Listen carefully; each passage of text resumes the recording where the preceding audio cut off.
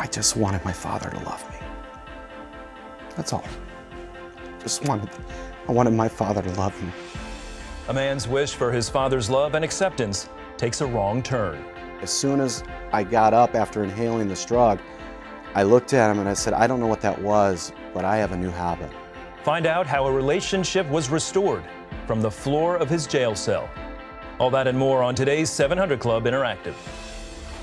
Well, good morning and welcome to the show. CBN's Orphans Promise serves orphan and vulnerable children around the world, taking them from at-risk to thriving through the transforming power of God's love. And our own Terry Mewson recently returned from a trip to Nairobi, Kenya. Terry, welcome back. How did it go? It was an amazing trip. It really was the trip of a lifetime. Of course, there's the beauty of Africa, the beauty of Kenya itself and its people.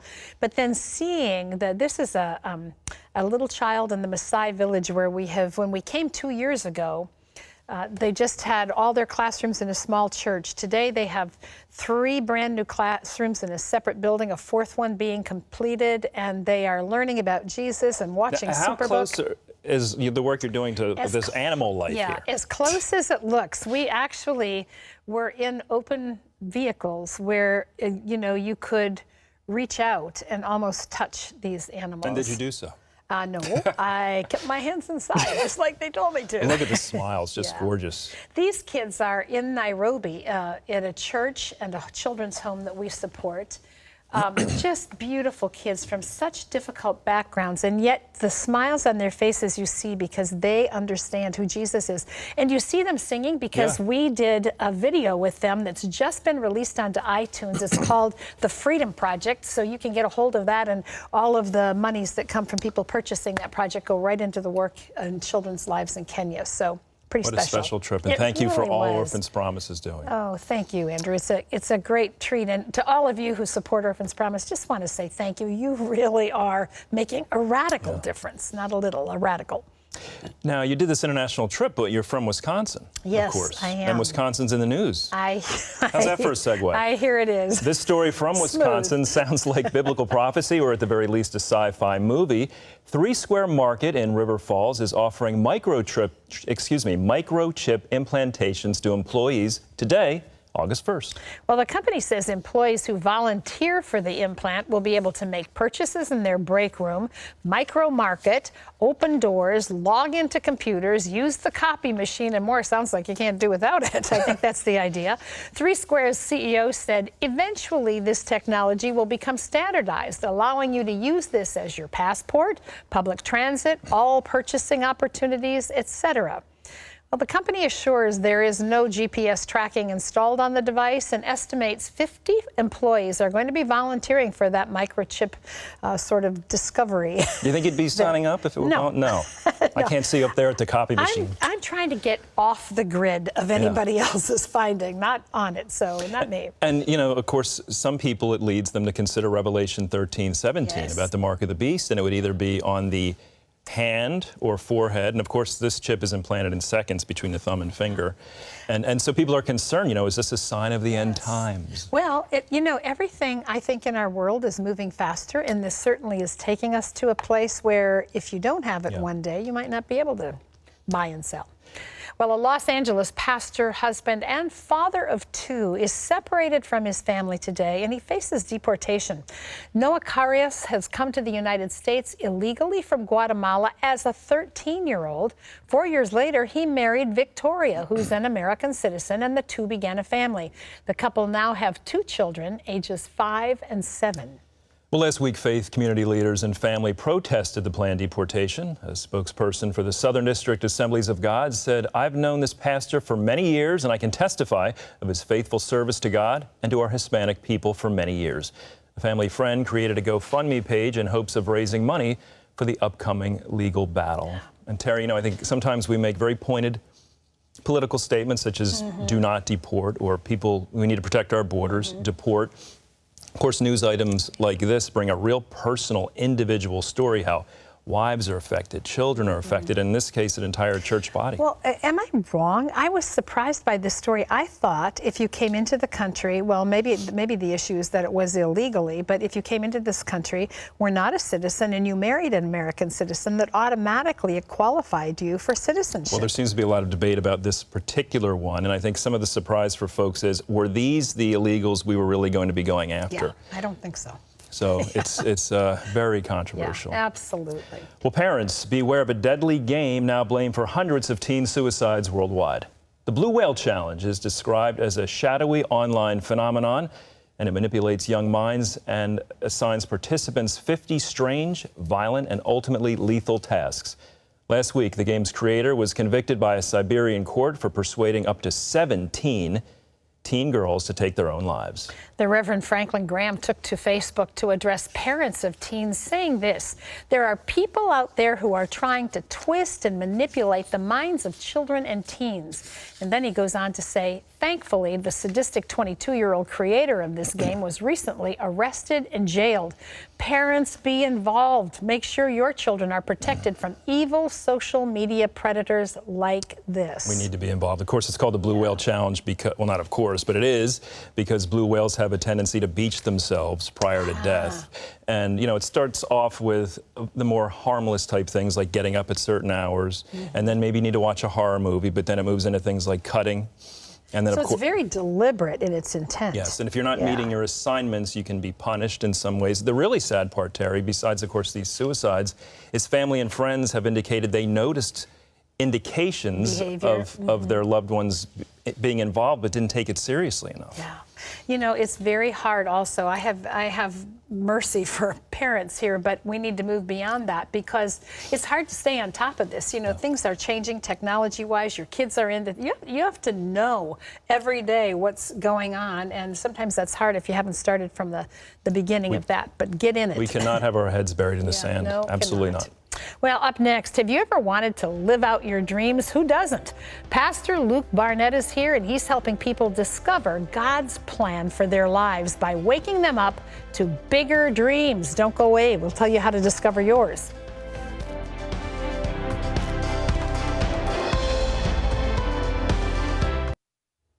You know, one of the challenges we face as Christians is realizing that God has specific and amazing plans for us.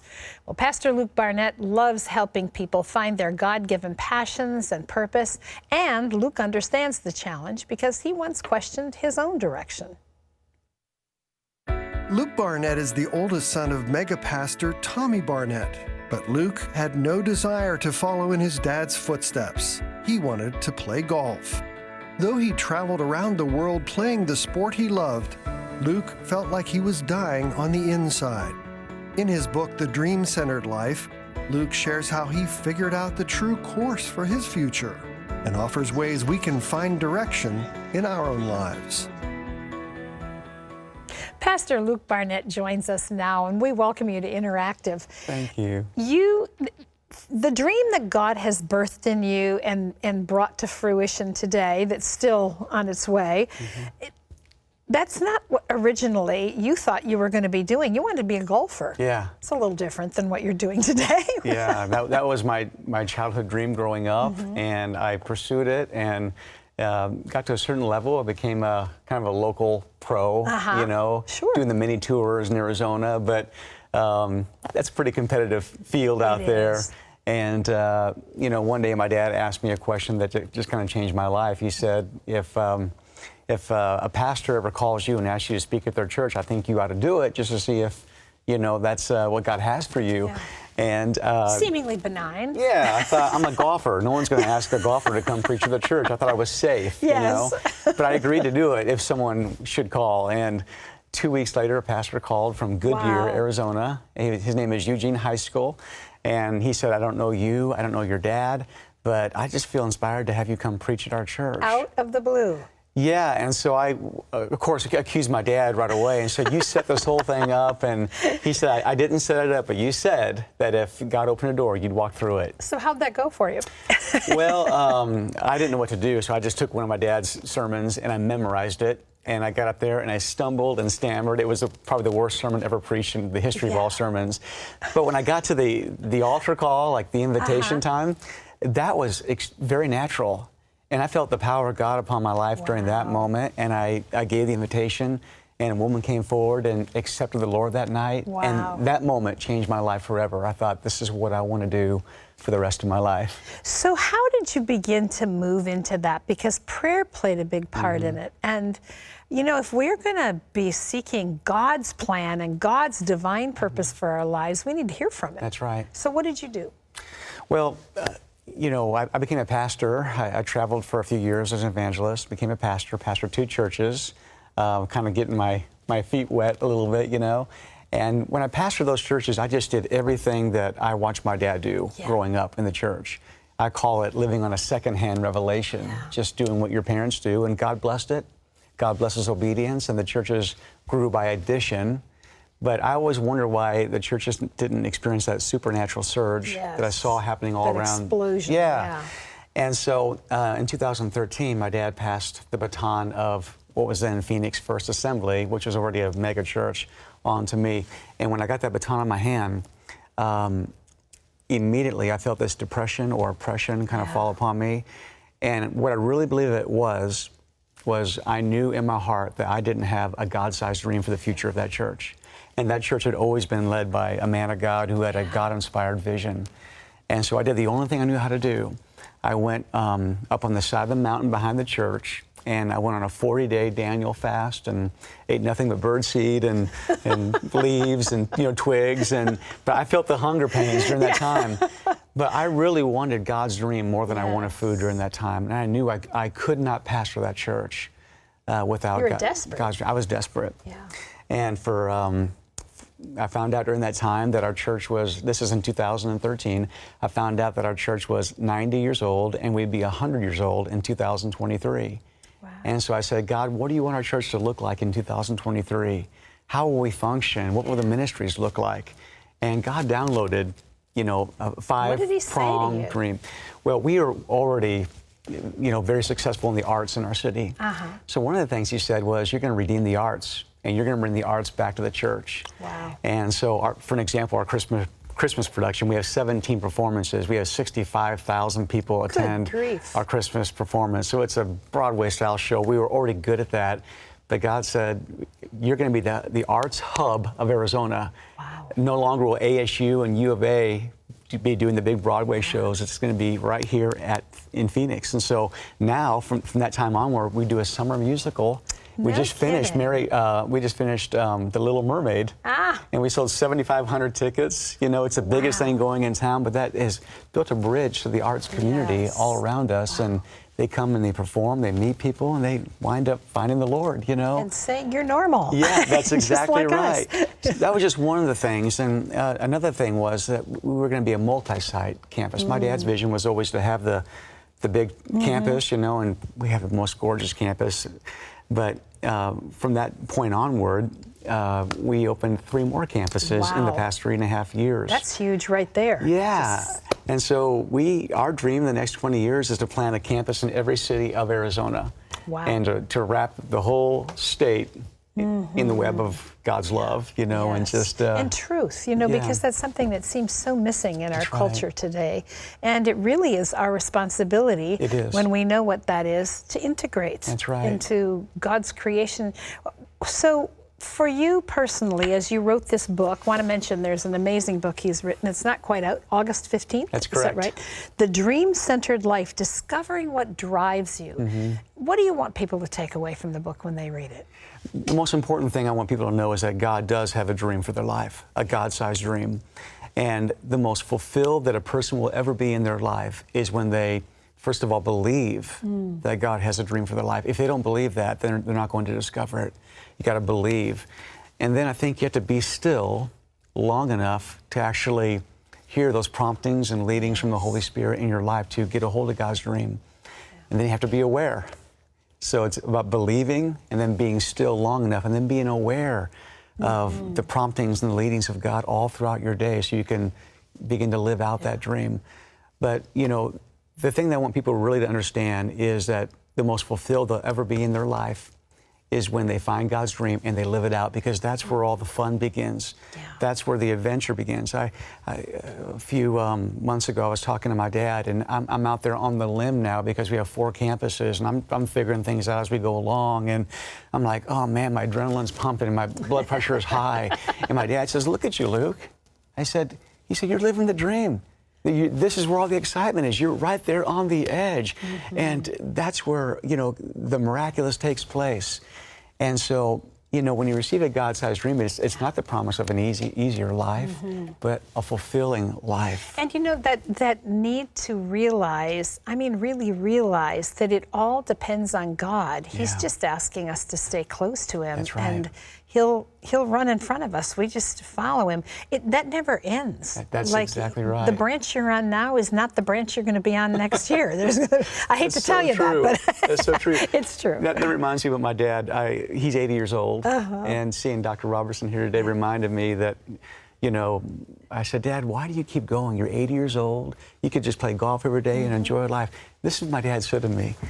He said, the reason why I don't give up and I keep going is because I believe that God's going to use my life to do one more great thing on planet Earth. Yeah. I don't know what it is, but maybe I haven't reached for such a time as this moment yet. I thought, oh man, that's how. I'm with him. I believe that God is using us and speaking to us until the moment we slip into heaven. That's right. Yeah. Well, you're doing a wonderful work out in Arizona. I want to mention the book again because it's a book for all of us. Luke Barnett's book is called The Dream-Centered Life. It's going to be released in a couple of weeks on August 15th.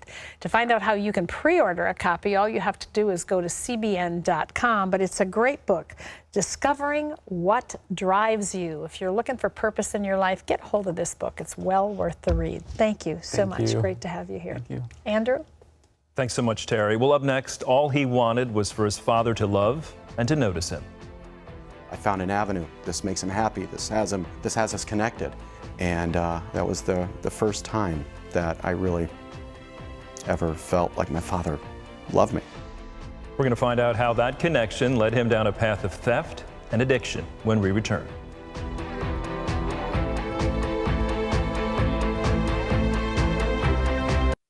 Like father, like son. Neil Rozema first grabbed the attention of his dad, a professional thief, when he was caught stealing as a boy. From that point on, his father showed him the ins and outs of his trade. Years of stealing and drug addiction followed, until Neil hit rock bottom on the floor of a jail cell. I was told how much potential I had. If you're going to steal, let me teach you how to steal. Because kid, I'm either going to show you diamonds or I'm going to show you bars. Neil Rozema remembers the time he got caught stealing when he was 8. It was the same day his dad, a professional thief, finally gave him some attention.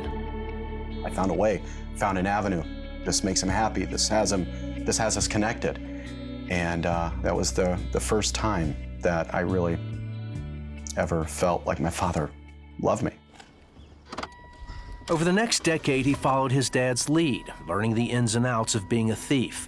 While it gave him time with his father, it came at a price. I always knew from the beginning that it was wrong, and I was never happy deep down inside with the person that I became. I just wanted my father to love me. That's all. That's all I've ever wanted. I wanted my father to love me. Neil started using pot, cocaine, and other drugs, but nothing killed the pain. Then, a friend introduced him to heroin. As soon as I got up after inhaling this drug, I looked at him and I said, I don't know what that was, but I have a new habit. I immediately felt peace, I felt calm, I felt like I didn't care. I never wanted to quit this. Never. For the next 7 years, Neil supported his addiction by working in bars and stealing, which landed him in jail on several occasions. During that time, he suffered a devastating loss when his father passed away. But then he started dating Carrie, who was a Christian. We spent a lot of time together and just getting to know each other, and I fell in love with Neil, there's no question. The fact that someone this wonderful would even want to spend time with a guy like me, that brought me hope. There's a better way to live, and there's someone on this earth that might love me. As much as Neil cared for Carrie, he couldn't let go of his addiction and kept it hidden from her. I wanted to change, even if it was just for her, but I couldn't overcome it. Eventually, the two got engaged. But just weeks later, Neil was arrested for stealing a wallet from a gym locker and was put in jail. I was devastated to know that when she finds the truth, she's gonna leave. And the one person that loved me, that I knew loved me, I was gonna lose. And it was because of me. With no one to turn to, Neil called Carrie to post bond. By now, she had talked to a friend of Neil's who had told her everything. My heart just got ripped out, and I told him I didn't want to see him anymore, and I ended the relationship. When I put that phone down, I was in a daze, because for the very first time in my life, I felt absolutely and completely alone. Even if I had the money to bond out that day, I had nowhere to go. Absolutely nowhere to go. Neil returned to his cell. And for the first time in my life, and I've never done this, I looked up and I said, God, I'm all alone. I've hit rock bottom. I have nothing left. I have nothing more I can't give anymore. Tired of this. If you'll help me, if you'll protect me, help me get through this, I'll follow you for the rest of my life, no matter what. I collapsed and I fell on the floor and I couldn't move, and I could feel something hovering over me, and I could feel the warmth of something going through me, and it felt like there were things inside being moved around, things being taken out, things being put back in, and then all of a sudden it went completely quiet. And it took everything I had just to climb up in my bunk and pass out. When I woke up the next morning after that, the desire for heroin was completely gone. All the terrible things that were inside of me weren't there anymore. For the first time in my life, without chemicals, felt peace. I felt love. Neil began praying, reading his Bible, and repenting for his actions. And a week later, he was called to the visitor room. There waiting for him was Carrie. I just told him everything that was on my heart. I felt like God had said that, that he wanted me to stay with him and to pray with him and to fight for him. And if he was willing to do the right thing, that I would do that with him. God didn't have to do that. And the fact that he went above and beyond and brought the person that I loved the most in this whole entire world back to me, that sealed it for me. Neil was sentenced to 4.5 years. He and Carrie used that time to grow in their relationship with each other and with God. Then immediately after his release in 2007, they married. Today, Neil is an operations manager for one of the largest landscaping companies in Illinois. But he says his most important roles are as a husband and father to their 4 children. Jesus never gives up on us. I don't care what you've done. I don't care what your addiction is. I don't care what you're struggling with. Give it up. Don't wait. He loves you unconditionally. Well said, Neil. Did you hear him in the beginning of that story say how he just didn't like the person he had become? And so many of us have been in that place. I know I was in that place. We look at our circumstances and who we are and say, how did I get here? Why did I make these decisions?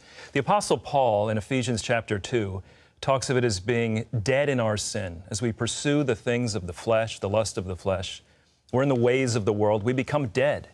He calls it dead in our sin. Yet, because of the grace of God, Paul says, he says, but God saves us and makes us alive in Christ, even though we are dead in our sin.